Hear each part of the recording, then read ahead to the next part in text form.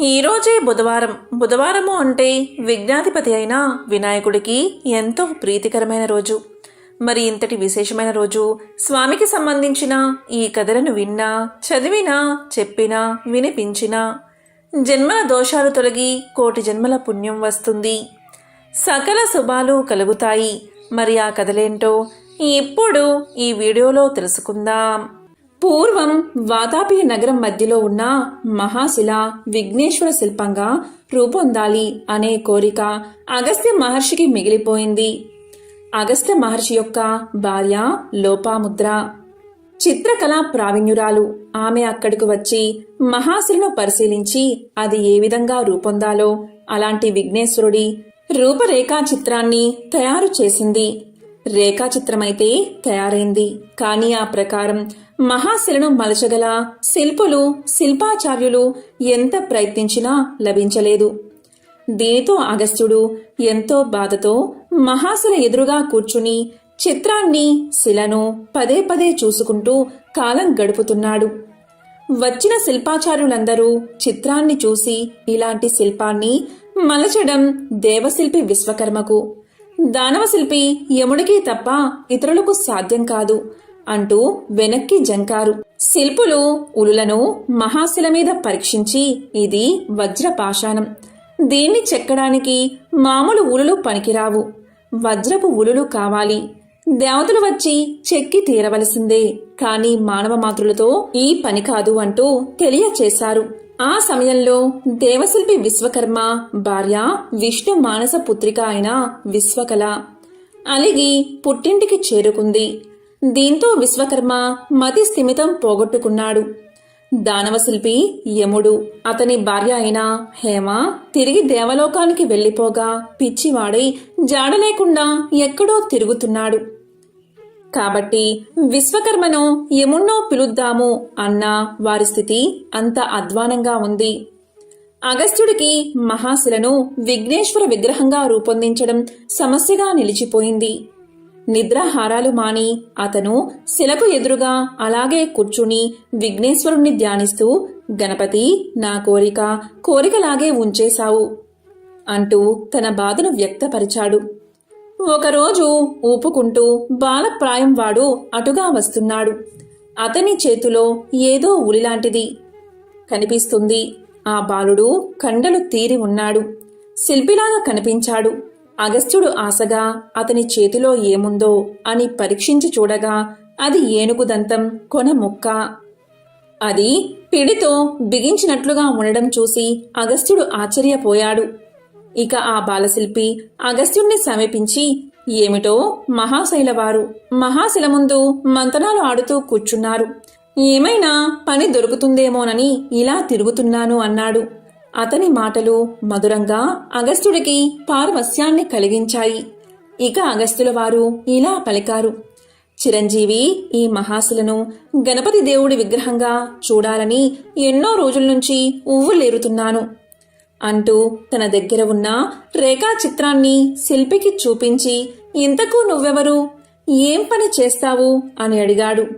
దానికి ఆ బాలుడు ఇలా సమాధానం చెప్పాడు, నేను చేసే పనుల్లో మొదటిది పుష్టిగా తినడం, తరువాత శిల్పం చెక్కడం, నన్ను బాల శిల్పాచార్యుడు అని పిలుస్తూ ఉంటారు అని బాలశిల్పి తెలియచేశాడు.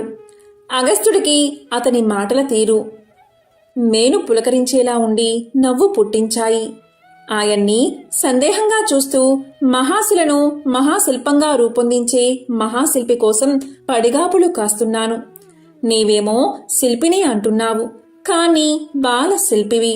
ఈ శిల బ్రహ్మాండమైనది, మహోన్నతమైనది, నీవేమో పొట్టివాడివి. అలాంటప్పుడు మహాశిల్పాన్ని నీవు మలచగలవా అని అగస్త్యుడు పలికాడు. ఆ మాటలకు బాలశిల్పి నవ్వి ఇలా అన్నాడు, నేను బాలశిల్పిని అయినంత మాత్రాన నా శిల్పం మహాశిల్పం కాదని అనుకోకు. మహా అని అన్నంత మాత్రాన గొప్పేమీ కాదు. నా ఉలికి అన్నీ సాధ్యం, కానిదేదీ లేదు అంటూ ఉలిని తీసి చూపించాడు.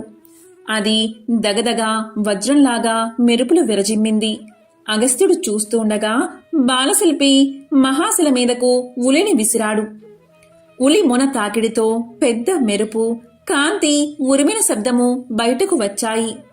అక్కడ శిలకు ఒక రంధ్రం ఏర్పడింది. అది నాభిస్థానం. మూర్తి శిల్పానికి నాభిస్థానం చాలా ముఖ్యమైనది. అందున లంబోదరుడి నాభి అంటే వినాయకుడి నాభి. లంబోదరంతో శిల్పం ప్రారంభమైందన్నమాట అని బాలశిల్పి చెప్తుంటే రాతి నుండి లంబోదర లక్ష్మీకర అంటూ మాలవ రాగంగా సన్నగా పాట అగస్త్యుడికి వినిపించింది. ఇది అయస్కాంత రాయి. చెక్కుతున్నప్పుడు ప్రచండమైన విద్యుత్ వెలువడుతుంది. కనుక శిల్పను చెక్కడం పూర్తయ్యే వరకు ఈ చుట్టుపక్కల ప్రజలను ఉండనివ్వకూడదు. ధ్వనులు కూడా వినిపిస్తాయి. నగరవాసులు భయపడి కంగారు పడవలసిన అవసరం లేదు. కాబట్టి ఓ మహర్షి, ఇక నీవు వెళ్ళవచ్చు. వెళ్ళి నిశ్చింతగా నిద్రపోయి తెల్లవారుజాముకి ఇక్కడికి రావచ్చు. అప్పటికి శిల్పం పూర్తవుతుంది అని చెప్పాడు బాలశిల్పి. దానికి అగస్త్యుల వారు ఆశ్చర్యపడ్డారే కాని అంతకు మించి మరేమీ అతనికి తోచలేదు. అతని బుద్ధి ఏదో నిద్రలో పడ్డట్లుగా ఉంది. అప్పుడు అగస్త్యుల వారు కొంచెం తేరుకుని రేఖా చిత్ర పటాన్ని తీసి బాలశిల్పికి ఇవ్వబోతూ ఉంటే దానికి బాలశిల్పి ఇలా అంటున్నాడు. ఇదివరకే చూపించావు కదా, ఒకసారి చూస్తే చాలు. పదే పదే చూసుకుంటూ చెక్కే రకం ఈ బాలశిల్పి కాదు. ఒక ఆటలాగా చెక్కుకునే రకం. అంతా అయ్యాక చిత్రం గీసిన వారిని వచ్చి చూసుకోమను. సరిగ్గా ఉందో లేదో, చిత్రానికి ఎంత ఇచ్చావో ఏమో కాని నాకు మాత్రం ప్రతిఫలం ఎంత ముట్ట చెబుతావో చూడాలి అని చిలిపిగా అన్నాడు. అతని చివరి మాటలు అగస్త్యునికి దిగులు పుట్టించాయి. తన భార్య లోపాముద్ర కోరిక మేరకు తీసి ఉంచిన ధనం తప్పితే తన అధీనంలో ఇంకేమీ లేదు. అంతా పంచి పెట్టేశాడు. శిల్పికి పారితోషకంగా ఆ కొద్దిపాటి ధనం ఇచ్చివేయక తప్పదు. లోపాముద్రకు ఏం చెప్పను ఇలా అనుకుంటూ అగస్త్యులు వెళ్లేసరికి లోపాముద్ర ముఖం తేజోవంతంగా దీపంలా వెలిగిపోతూ ఉంది. ఏమిటి సంగతి అన్నట్లు భార్య వంక చూశాడు అగస్త్యుడు. ఆనందంతో, అగస్త్యుల వారు నన్ను మన్నించాలి, ఋషిపత్నిలాగే ఉండాలని, అదే ధర్మమని నాకు ముందర నుంచి తెలుసు. నగలు, మంచి బట్టలు కావాలని, ధనం సేకరించుకురమ్మని నేను ఎందుకు అన్నానో నాకే ఆశ్చర్యంగా ఉంది. ఇప్పుడు ఏదో ఒక మహత్కార్యం నెరవేరడానికి అనిర్వచనమైన ఏదో శక్తి నా నోట ఆ మాటలు పలికించినట్లు తోస్తుంది. నాకు ఏ పట్టుచీరలు వద్దు, ఏ ధనము వద్దు, ఏ ఆభరణాలు వద్దు. నాలో తాత్కాలికంగా ప్రవేశించిన అజ్ఞానం ఇప్పుడిప్పుడే తొలగిపోతుంది అని పలికింది లోపాముద్ర. ఆమె మాటలకు అగస్త్యుడు లోలోపల సంతోషించాడు. శిల్పి కుదిరాడు. శిల్పం తయారవుతున్నట్లే తెల్లవారేసరికి పూర్తవుతుందట అన్నాడు. దానికి ఋషిభార్య లోపాముద్ర ఇలా పలికింది. ఏమిటి, తెల్లవారేసరికి ఆ మహాశిల శిల్పమవుతుందా? ఆ శిల్పి మానవుడా దేవుడా అన్నది. దానికి అగస్త్యులు ఇలా పలికారు. మానవ మాత్రుడే, బాలుడు కూడా. ప్రతిఫలం ఎలా ఇవ్వాలో, ఎంత ఇవ్వాలో ఏమీ తోచకుండా ఉంది అన్నాడు. దానికి లోపాముద్ర ఇలా పలికింది. నా నిమిత్తంగా తీసి ఉంచిన ధనం ఉంది కదా, అది చాలదా అని పలికింది. దానికి అగస్త్యుల వారు ఇలా అన్నారు. తెల్లవారాక ఏదో ఒక విధంగా సరిపెట్టవచ్చులే అన్నారు. అప్పుడు లోపాముద్ర ఇలా పలికింది. రేపు భాద్రపద శుద్ధ చతుర్థి, వినాయక చవితి రోజు. ఆ మహాశిల ధ్యాసలో పడి మీరు నెలలు తిథులు మర్చిపోతున్నారు అంది. దానికి అగస్త్యులు ఇలా అంటున్నారు. ఏమిటి, రేపు వినాయక చవిత? విఘ్నేశ్వర శిల్పం తయారవ్వడం చిత్రంగా ఉందే అంటూ అగస్త్యుల వారు ఆశ్చర్యపడుతూ ఉంటే లోపాముద్ర ఇలా అంటుంది. ఆ శిల్పి బాలుడు కాదు, మానవ మాతృడు కూడా కాదు అంది. భార్య మాటల్లో ఏదో అద్భుత సత్యం ఉంది అనిపించింది అగస్త్యుల వారికి. చాలా రాత్రి గడిచింది. నిద్ర పట్టలేదు. ఉత్సాహం పెరిగింది. ఏం జరుగుతుందో చూడాలని అగస్త్యుల వారు బయలుదేరారు. అగస్త్యుల వారు మహాశిల దగ్గరికి చేరేసరికి అక్కడ కనిపించిన దృశ్యాన్ని చూసి ఆశ్చర్యపోయారు. అలాగే చతికిల పడిపోయారు. కొన్ని వందల ఉలులు శిల్పాన్ని వాటంతట అవే చెక్కుతున్నాయి. రంగురంగుల విద్యుత్ కాంతులు మిరమిట్లు గొలుపుతున్నాయి. కలకలమని శబ్దం, నూరుమంటూ శబ్దం వెలువడుతుంది.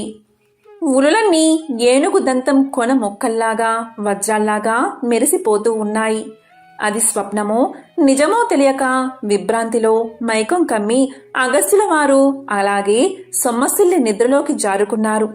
అలా నిద్రపోయిన ఋషి కళ్ళు తెరిచేసరికి ఎదురుగా తట్టి లేపుతున్న బాలశిల్పి కనిపించాడు.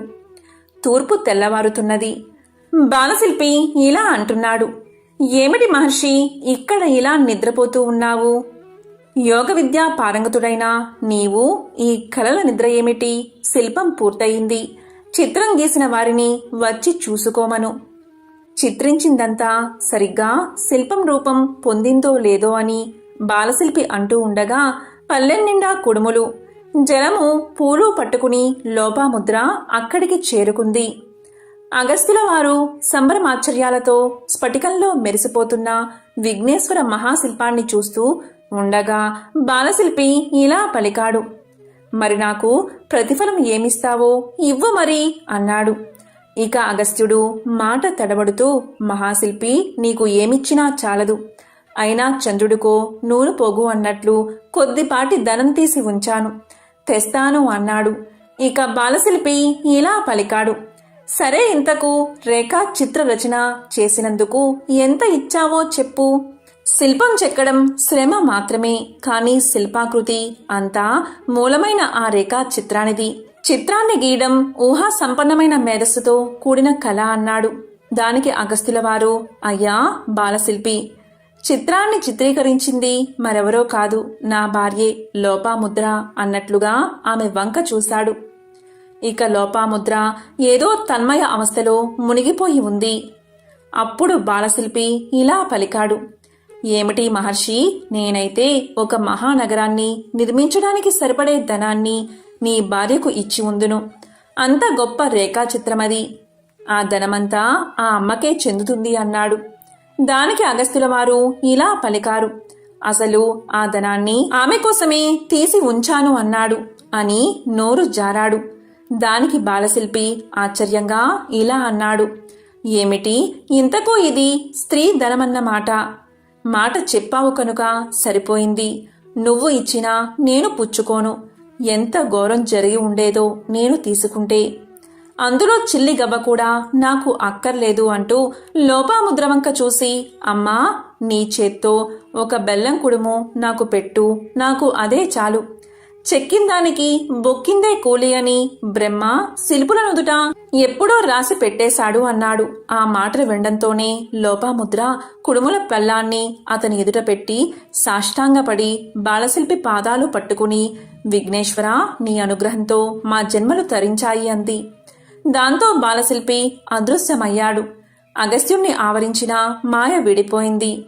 విఘ్నేశ్వర మహాశిల్పం ముందు ప్రణమిల్లి, విఘ్నేశ్వర, నేను ఎంతో గొప్ప యోగాబలం కలవాడిని అని, తపస్సాలిని అని గర్వపడుతూ ఉండేవాడిని. నీ ముందు వట్టి అజ్ఞాన్ని అయిపోయాను. ఎంతటి వాడైనా నీ మాయకు అతీతుడు కాదు అంటూ నమస్కారాలు చేస్తూ లెంపులు వేసుకుంటూ ఉంటే శిల్పంలోంచి వాతాపి గణపతి భజేహం అనే కీర్తన హంసధ్వని రాగంతో మారు మోగుతూ వినిపించింది. అప్పుడు ఆ గానానికి తన్మయుడైన అగస్త్యుడు ఇలా పలికాడు, వాతాపి గణపతి, నీ అద్భుత శిల్పాన్ని నీవే మలుచుకున్నావు. ఇటువంటి మహోన్నత శిల్పం చెక్కడం ఎవరి తరమో అన్నాడు. అప్పుడు విఘ్నేశుడి విగ్రహంలోంచి ఇలా పలికాడు, అగస్త్య మహర్షి, నా కోసమని నేను శిల్పం చెక్కుకోలేదు. నీ తృప్తి కోసం నీ కోరిక నెరవేర్చాను అంతే. అందువల్ల ఈ మహాశిల్పం కొంతకాలం మాత్రమే ఉంటుంది. అటు తర్వాత అదృశ్యమవుతుంది. ద్వాపరంలో ధర్మరాజు అశ్వమేధ యాగం సందర్భంలో ఇదే స్థానంలో మరొక పెద్ద విగ్రహాన్ని ప్రతిష్ఠింపచేస్తాడు అంటూ విఘ్నేశ్వరుడి మాటలు వినిపించాయి. ఇక అగస్త్యుడు శిల్పానికి నమస్కారం చేసి పూజలు చేశాడు. కాబట్టి ఎవరైతే ఈ కథను వింటారో లేక చెప్తారో వారి జన్మల పాపాలు పోయి కోటి జన్మల మహాపుణ్యం వస్తుంది. ఒకానొకసారి గోలోకంలో లక్ష్మీదేవి, సరస్వతీదేవి రాధల మధ్య కలహం వచ్చి ఒకరినొకరు శపించుకుంటూ ఉన్నారు. ఆ శాపం కారణంగా లక్ష్మీదేవి భూలోకంలో ఉన్నటువంటి వృషధ్వజుడు అనే మహారాజుకు కుమార్తెగా జన్మించింది. ఆమెకు ఆ మహారాజు తులసి అని నామకరణం చేశాడు. తులసి పుట్టినప్పటి నుంచి విష్ణు భక్తురాలు. విష్ణువే తనకు భర్తగా కావాలి అనే సంకల్పంతో విష్ణు అనుగ్రహాన్ని పొందడానికి వనానికి వెళ్ళి బ్రహ్మ గురించి ఘోరమైన తపస్సు చేయడం మొదలుపెట్టింది. ఆమె తపస్సుకు మెచ్చిన బ్రహ్మ ప్రత్యక్షమై ఇలా పలికాడు, తులసి, నీ తపస్సుకు నేను ఎంతగానో సంతోషించాను. శ్రీమన్నారాయణ్ణి వివాహం చేసుకోవాలి అని భావించి నువ్వు తపస్సు చేశావు. కానీ ఈ జన్మలో నీ కోరిక నెరవేరదు. ఈ జన్మలో నీకు విష్ణు అంశ సంభూతుడే పతిగా లభిస్తాడు. అతడే నిన్ను వెతుక్కుంటూ స్వయంగా వస్తాడు. అతన్ని వరించి నీ జన్మ సార్థకం చేసుకో. మరుసటి జన్మలో అంటే కలియుగాంతంలో నీవు వైకుంఠం చేరుకుని ఆ శ్రీమన్నారాయణుడి వక్షస్థలముందు స్థానాన్ని పొందుతావు అని వరాన్ని ప్రసాదించి అదృశ్యం అయిపోయాడు బ్రహ్మ. బ్రహ్మదేవుడి మాటలకు తులసి ఎంతగానో సంతోషించి నారాయణ నామస్మరణం చేసుకుంటూ తనకి కాబోయే పతి రాక కోసం ఎదురుచూస్తూ ఆ వనంలోనే కాలం గడుపుతూ ఉంది. ఇది ఇలా ఉండగా కొంతకాలం గడిచిన తర్వాత ఆ వనంలోనే ఉన్నటువంటి మునీశ్వరులు కొందరు వినాయక వ్రతం చెయ్యాలి అని సంకల్పించుకున్నారు. ఆ మునీశ్వరులు ఆ వ్రతానికి కావలసిన సంబారాలు అన్నీ సమకూర్చుకుని మట్టితో వినాయకుణ్ణి తయారు చేయడానికి దగ్గరలో ఉన్నటువంటి నదీ తీరానికి బయలుదేరి వెళ్తారు. వారు తులసి నివసించే కుటీరం ముందు నుంచి విఘ్నేశ్వరుడి స్తోత్రాలు పారాయణ చేసుకుంటూ నదివైపు సాగిపోతూ ఉంటే ఆ స్తోత్ర పారాయణం తులసిని ఎంతగానో ఆకర్షించింది. అయితే అప్పటికే మునులు ఆ వనంలోని చెట్ల మధ్య కనుమరుగు అయిపోవడం వల్ల ఆ పూజ యొక్క వివరాలు తెలుసుకోవడానికి తులసి వారి రాక కోసం అక్కడే ఎదురుచూస్తూ నిలబడి ఉంటుంది. మునీశ్వరులు నదీ తీరానికి చేరుకుని నదిలో పవిత్ర స్నానాలు ఆచరించి ఆ తరువాత వేదోక్తంగా నదిలో నుంచి మట్టిని తీసి వేద పఠనం చేస్తూ మట్టితో వినాయకుణ్ణి తయారు చేస్తారు. ఆ తరువాత వేద మంత్రాలతో ఊరేగింపుగా వినాయకుణ్ణి తీసుకుని ఆశ్రమ ప్రాంతానికి బయలుదేరతారు. వారి రాక కోసం ఎదురు చూస్తున్న తులసి అనూహ్యమైన భక్తిభావంతో వారిని అనుసరించింది. మునులు ఆశ్రమ ప్రాంతంలో ప్రత్యేకంగా నిర్మించిన చలువ పందిరి కింద ఉచిత ఆసనం మీద వినాయకుడి ప్రతిమ ఉంచి ధ్యాన ఆవాహనాది షోడశోపచార విధాన క్రమంతో వినాయక పూజ చేయడం ప్రారంభించారు ఆ మునీశ్వరులు. ఆ చుట్టుపక్కల నివసించే ప్రజలందరూ వినాయక వ్రతాన్ని చూడడానికి ఆ తరువాత తీర్థ ప్రసాదాలు స్వీకరించడానికి అక్కడికి వచ్చారు. వారందరికీ వినాయకుడి తత్వాన్ని విసితం చేస్తూ ఒక ముని ఇలా పలికాడు, నాయనలారా, వినాయకుడు సాక్షాత్తు ఆ పరబ్రహ్మ అవతారమే. విష్ణుమూర్తి అంటే వ్యాపించినది అని అర్థం. అంటే సర్వత్రా ఉండేది. ఇందుగలడు అందులేడు అనే సందేహం వలదు. ఆ శంఖచక్ర గదాధారుడు అన్నిటా ఉంటాడు. ఆ విష్ణువే పృథ్వీ రూపాన్ని దాల్చాడు. ఆ ప్రకృతితోనే పురుషుడైన పరమేశ్వర తత్వం చేరడం చేత పరబ్రహ్మ ఈ విఘ్నేశ్వరుడి రూపంగా అవతరించాడు. కనుక విష్ణువు ఇతడే, శివుడు కూడా ఇతడే, శివకేశవులకు మూలమైన ఆ పరబ్రహ్మం కూడా ఇతడే అని వివరించి చెప్పాడు. ఆ మాటలు విన్నటువంటి తులసీదేవి మదిలో బలంగా ఒక విషయం నాటుకుపోయింది. విష్ణువే విఘ్నేశ్వరుడు అని భావించింది. బ్రహ్మ వరాన్ని అనుసరించి ఈ జన్మలో విష్ణు సంభూతుడు తన్ను వెతుక్కుంటూ వచ్చి వివాహం చేసుకోవాలి. విఘ్నేశ్వరుడు విష్ణు అంశ సంభూతుడు తన్ను వివాహం చేసుకోవడానికి ఇలా వెతుక్కుంటూ వచ్చాడు అని అనుకుంది. అలా భావించి తులసి తానున్న స్థలం, సమయం, సందర్భాన్ని మర్చిపోయి మోహావేశంతో పరిగెత్తుకుంటూ వెళ్ళి విగ్రహ రూపంలో ఉన్నటువంటి విఘ్నేశ్వరుణ్ణి సమీపించి ఇలా పలికింది, స్వామి, జన్మజన్మలకు నీవే నా పతివి, నేనే నీ అర్ధాంగిని. నన్ను అనుగ్రహించు, నన్ను వరించు, ఇదిగో నా వరమాల అంటూ వినాయకుడి మెడలో వరమాల వెయ్యబోయింది. మరు క్షణంలోనే వినాయకుడి అభయహస్తం నిజరూపాన్ని దాల్చి మాల వెయ్యబోయిన తులసిని చెయ్యి పట్టి ఆపి వారిస్తూ ఇలా అంటుంది. ఆగు తులసి, ఆగు. మోహావేశంతో తొందరపడకు, నేను నీ పతిని కాను అని వారించాడు. అక్కడ ఉన్నటువంటి మునులు, భక్తులు విఘ్నేశ్వరుడి విగ్రహంలోంచి వినాయకుడి చెయ్యి మాత్రమే బయటకు వచ్చి స్వామివారి మాటలు వినిపించడంతో అందరూ ఆశ్చర్యపోయి అలాగే చూస్తూ ఉండిపోయారు. కాని తులసి మాత్రం తన పారవస్యంలోంచి బయటపడలేదు. విఘ్నేశ్వరుడి విగ్రహంలో విష్ణువే ఆమె కళ్ళకు దర్శనమిస్తున్నాడు. ఆమె ఇలా పలికింది, స్వామి, నన్ను వారించకండి. జన్మజన్మల పుణ్యఫలం చేత మీకు అర్ధాంగినయ్యే భాగ్యం నాకు కలిగింది. ఈ అదృష్టాన్ని నాకు దూరం చేయకండి. ఈ జన్మకే కాదు, మరే జన్మలో అయినా సరే మీరే నా పతి అంటూ తులసి భావావేశంతో వినాయకుడి మెడలో మాల వేసింది. ఆమె చర్యకు స్వామివారికి తీవ్రమైన ఆగ్రహం వచ్చింది. వెంటనే ఛీ మూర్ఖురాలా అని చీత్కారంగా చూస్తూ మట్టి విగ్రహం నుంచి నిజరూపంతో విఘ్నేశ్వరుడు సాక్షాత్కరించాడు. అలా బయటకు వచ్చిన స్వామి ఇలా పలికాడు, నీవు మోహావేశంలో విఘ్నేశ్వరుడికి విష్ణువుకి తేడా తెలుసుకోకుండా రాక్షసంగా ప్రవర్తించావు. ఈ అసుర ఆచార విధానంతో నన్ను వరించాలి అని చూశావు. నీ మూర్ఖత్వానికి ఫలితంగా నీవు ఒక అసురుడికి ఇల్లాలివి అవుతావు అని శపించాడు. విఘ్నేశ్వరుడి మాటలు విన్న తులసి ఒక్కసారిగా ఆశ్చర్యపోయింది. అప్పుడు అక్కడే ఉన్నటువంటి మునులు స్వామివారికి నమస్కారం చేసి ప్రార్థిస్తూ ఇలా పలికారు, స్వామి, ఈ తులసి మరెవరో కాదు, లక్ష్మీదేవే, సాక్షాత్తు శ్రీమన్నారాయణుడి యొక్క భార్య. ఈమె శాప ఫలితంగా ఇలా జన్మించింది. విష్ణువుకే అర్ధాంగి కావాలి అనే తపనతో విష్ణుతత్వం కలిగిన మిమ్మల్ని విష్ణుదేవుడిగా భావించి వరమాల వేసిందే కాని ఎటువంటి దురుద్దేశంతోనూ కాదు. దయచేసి ఈమెకు శాప విమోచనాన్ని అనుగ్రహించండి అని పరిపరి విధాలుగా ప్రార్థించారు. దీంతో విఘ్నేశ్వరుడు కొంత శాంతించి ఇలా పలికాడు, ఈమె ఈ జన్మలో జలంధరుడు అనే అసుడికి అర్ధాంగి అవుతుంది. ఆ తరువాత తులసి వృక్ష రూపాన్ని ధరిస్తుంది. తులసిమాలలు విష్ణు ప్రియమవుతాయి. నిత్యము ఎవరైతే తులసిమాలలు ధరిస్తారో అటువంటి వారికి విష్ణు అనుగ్రహం సదా ఉంటుంది. తులసి పత్రాలతో విష్ణువును పూజించిన వారు మోక్షాన్ని పొందుతారు.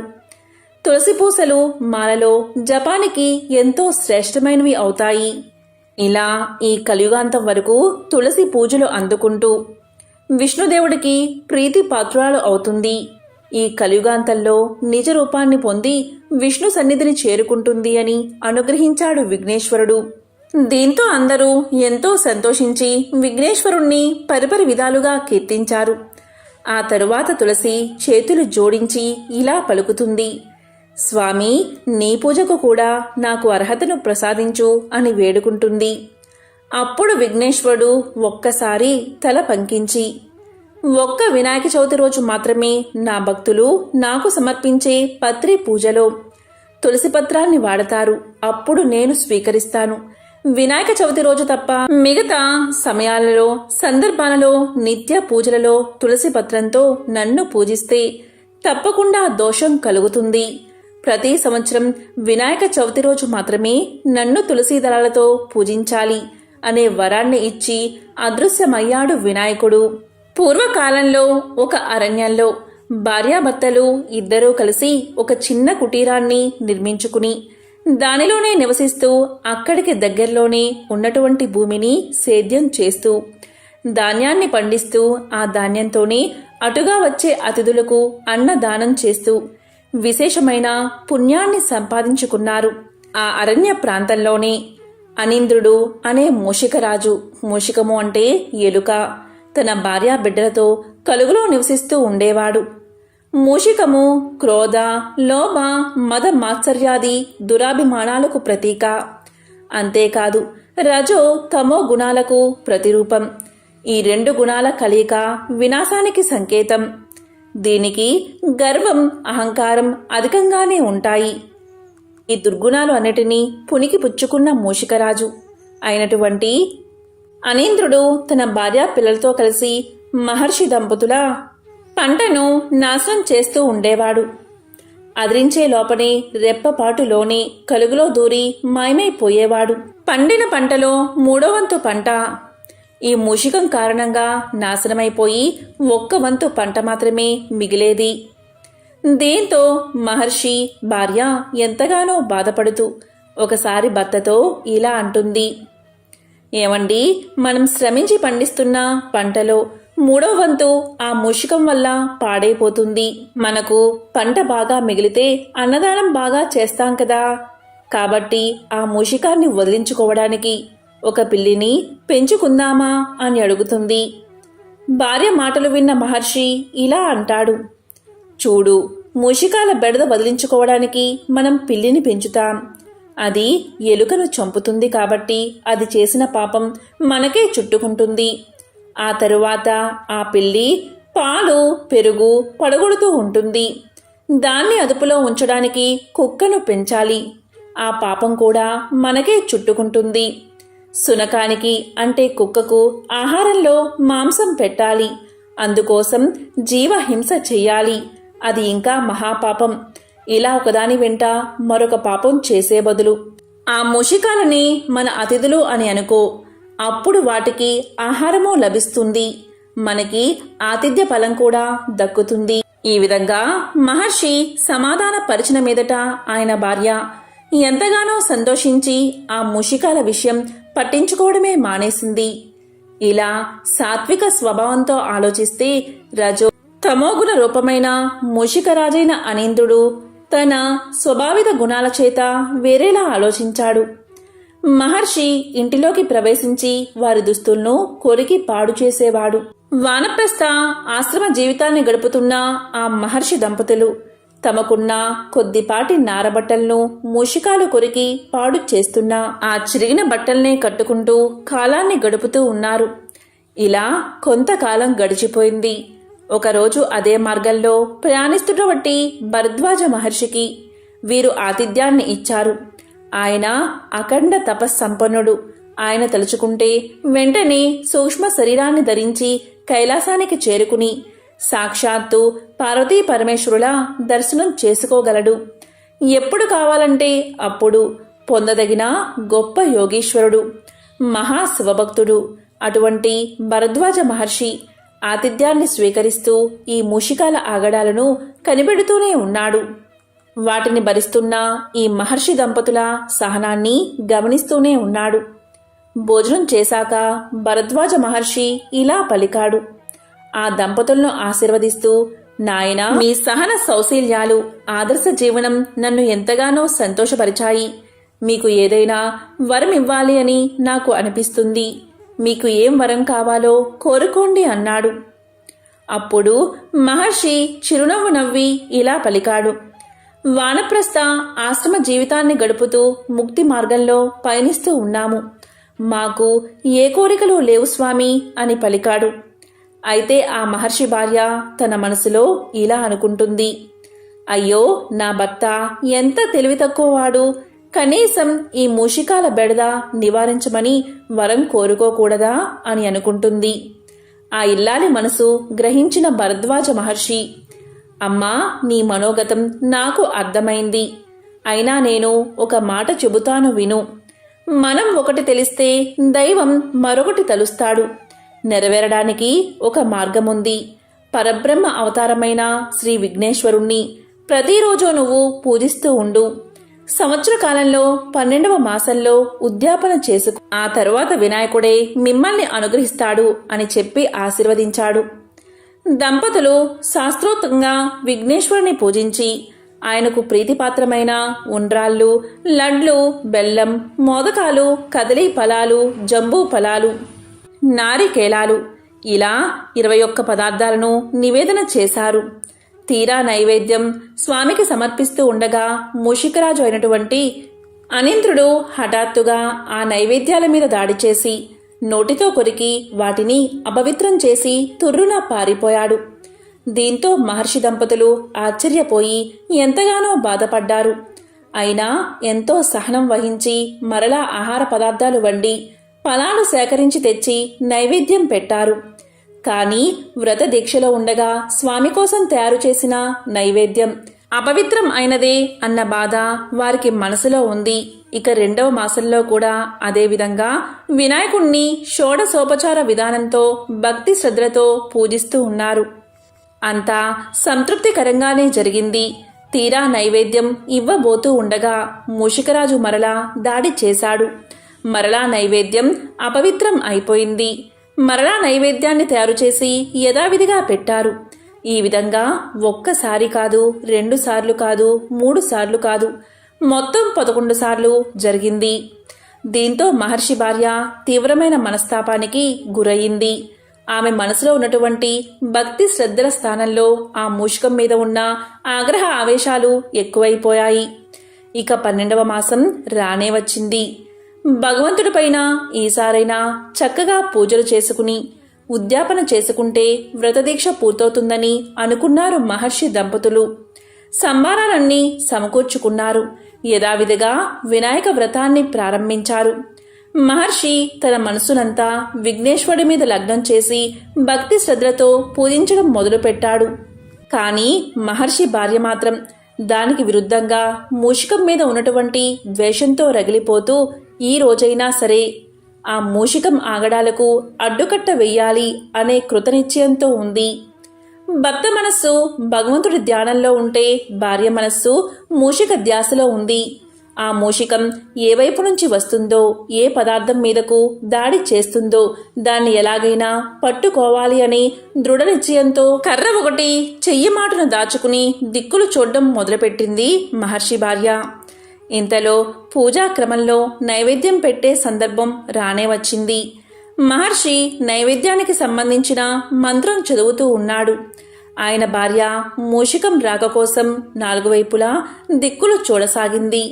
అంతలో వినాయక విగ్రహం వెనక నుంచి పాదాల మధ్య నుంచి దారి చేసుకుని మూషికుడు నైవేద్యం వైపు చూస్తున్నాడు.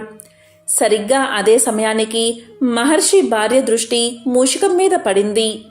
ఆహా, నేను ఎంతో సేపటి నుంచి ఎదురు చూస్తూనే ఉన్నాను. ఇప్పుడు భగవంతుణ్ణి పూజించిన పత్రి మధ్యలో నుంచి ఆ మూషికం వచ్చింది. పూజలో ఉన్నటువంటి పత్రినంతా అపవిత్రం చేసేసింది.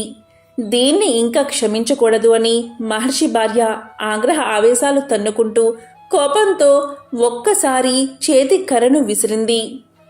ఓరి మూషికమా, నీ భగవద్ అపచారానికి ఇదే నా శాపము. అసుర ప్రవృత్తితో మమ్మల్ని హింసించిన నీవు అసురువై జన్మించి ఈ వినాయకుడి చేతిలోనే అంతమవ్వు అని శపించి తన చేతిలో ఉన్నటువంటి దుడ్డుకర్రను విసిరింది. విసురుగా దూసుకెళ్లిన ఆ దుడ్డుకర్ర మూషికానికి బలంగా తగిలింది. ఆ దెబ్బకి మూషికుడు గిలగిలా తన్నుకుంటూ వినాయకుడి పాదాల ముందు పత్రిలో ప్రాణాన్ని వదిలాడు. అంతవరకు భగవన్ నామస్మరణలో భగవద్ ధ్యానంలో నిమగ్నమై ఉన్న మహర్షి ఆ అనూహ్యమైన సంఘటనకు ఒక్కసారిగా చలించిపోయాడు. భార్య చేసిన కిరాతకం ఆయన హృదయాన్ని కలిచివేసింది. ఆయనలో సహనం కట్టలు తెంచుకుని ఆగ్రహం బయటకు వచ్చింది. అప్పుడు మహర్షి ఇలా పలికాడు. ఓసే పాపాత్మురాలా, కర్మ బంధాలను తెంచుకునే మార్గమే ఈ వానప్రస్థ ఆశ్రమం. ఈ విషయం నీకు తెలిసి కూడా నువ్వు సామాన్య మానవురాలు వలె ఒక ముష్కం మీద కోపాన్ని పెంచుకుని దాన్ని శపించావు. దాని చావుకు నువ్వు కారకురాలివి అయ్యావు. జీవహింస చేయడం మహాపాపం. ఆ పాపం నశించిపోవాలి అంటే నువ్వు కూడా మరొక జన్మ ఎత్తి ఈ మూషికాసుడు చేతిలోనే అపహరించబడతావు.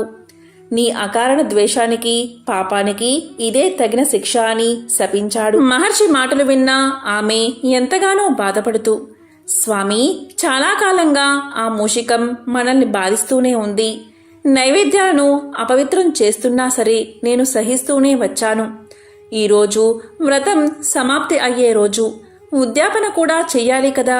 ఈ రోజైనా సరే దాన్ని తరిమేసి నైవేద్యం అపవిత్రం కాకుండా కాపాడాలని నేను చూస్తూ ఉంటే అది ఏకంగా భగవంతుడి పాదాల మధ్యనే చేరి ఆయనకు మనం పూజ చేసిన పవిత్రమైన పత్రిని అపవిత్రం చేసింది. నన్ను ఇన్ని రోజుల నుంచి ఎంతగానో బాధ పెట్టింది.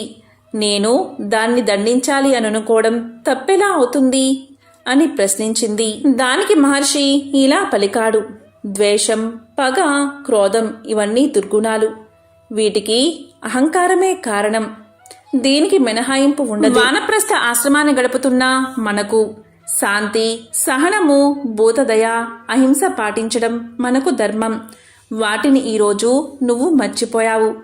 అతిథి సేవ మన కర్తవ్యం. అంటే మానవుడే కాదు, సర్వజీవులు కూడా అతిథులే. ఈ మూషికం కూడా మనకి అతిథి లాంటిదే అనే నేను ఏనాడో నీకు చెప్పాను. నువ్వు నా మాటను మర్చిపోయావు. పరబ్రహ్మమే సర్వజీవుల్లో నివసిస్తూ ఉంటాడు. ఆ సత్యాన్ని నువ్వు మర్చిపోయావు. మూషిక రూపంలో నైవేద్యాన్ని ఆరగించడానికి వచ్చిన భగవంతుడిని గుర్తించలేక అది మామూలు జంతువు అనే భావంతో, క్రోధంతో దాని మీదకు కర్ర విసిరి హింసించావు. పైగా శపించావు. అందువల్లే ఇంతకాలం నువ్వు సంపాదించుకున్న తపశ్శక్తిని దుర్వినియోగం చేశావు. అందుకే నీకు పాపం అంటుకుంది. నువ్వు చేసిన అకృత్యానికి గాను భవిష్యత్తులో నువ్వు అనుభవించబోయే ఫలితం గురించి నేను చెప్పాను అంతే. ఇలా మహర్షి శాంతంగా పలికి బోధించగా ఆ మాటలకు ఆయన అర్థానికి జ్ఞానోదయం అయ్యింది. ఆ మహర్షి ఇలా పలికాడు. 12 మాసాలుగా మనం దీక్షతో విఘ్నేశ్వర వ్రతాన్ని చేశాము. భక్తితో ఆ స్వామివారికి నైవేద్యం సమర్పించాము. ఆ నైవేద్యాన్ని మూషికం తినడం వల్ల ఆ స్వామి పాదాల వద్దే తన జన్మను చాలించింది. ఇదంతా ఆ స్వామివారి సంకల్పమే. మనం ఒకటి తలిస్తే స్వామివారు మరొకటి తలిచారు. ఇది దేవ రహస్యం. నీకు ఒక దారి చూపిస్తాడు అని చెప్పాడు మహర్షి. ఆ ఇల్లాలు ఆ మాటలు విని, నేను కృతజ్ఞరాలిని. మరో జన్మ ఎత్తి త్వరగా నీ పాద సన్నిధికి చేరుకోవడానికి ఇప్పుడే నేను ఈ జన్మ చాలిస్తున్నాను అని చెబుతూ ముందుకు వంగి భర్త పాదాల మీద పడి ఓం గం గణపతియే నమః అని అంటూ విఘ్నేశ్వరుని తలుస్తూ తన యోగశక్తితో శరీరాన్ని చాలించింది. ఎంతో పవిత్రమైన విశేషమైన ఈ రోజు, అంటే బుధవారం రోజు ఈ కథలను విన్నా, చదివినా, చెప్పినా, వినిపించినా సకల శుభాలు కలుగుతాయి. జన్మల దోషాలు తొలగి కోటి జన్మల పుణ్యం వస్తుంది. విఘ్నేశ్వరుడి మంత్రాలు అత్యంత శక్తివంతమైనవి. హిందూ సాంప్రదాయం, శైవం, వైష్ణవం అన్ని ప్రాంతాల్లోనూ, అన్ని ఆచారాల్లోనూ వినాయకుడి ప్రార్థన, పూజ సాధారణం. ఓం గం గణపతియే నమః ఈ మంత్రం చాలా విశేషమైనది.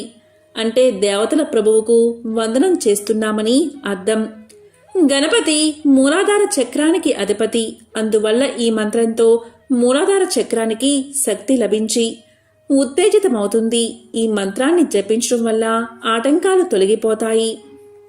ఓం శ్రీం హ్రీం క్లీం గ్లౌం గహ గణపతియే నమః ఈ మంత్రం కూడా చాలా శక్తివంతమైనది. దీన్ని శుచి శుభ్రతలతో 21 సార్లు పఠిస్తే, ఉచ్చారణ లోపం లేకుండా స్వామిని పూజిస్తే సకల శుభాలు కలుగుతాయి. కోరిన కోరికలు నెరవేరతాయి. స్వామి అనుగ్రహం మీకు కలుగుతుంది. ఓం గం గణపతియే నమః.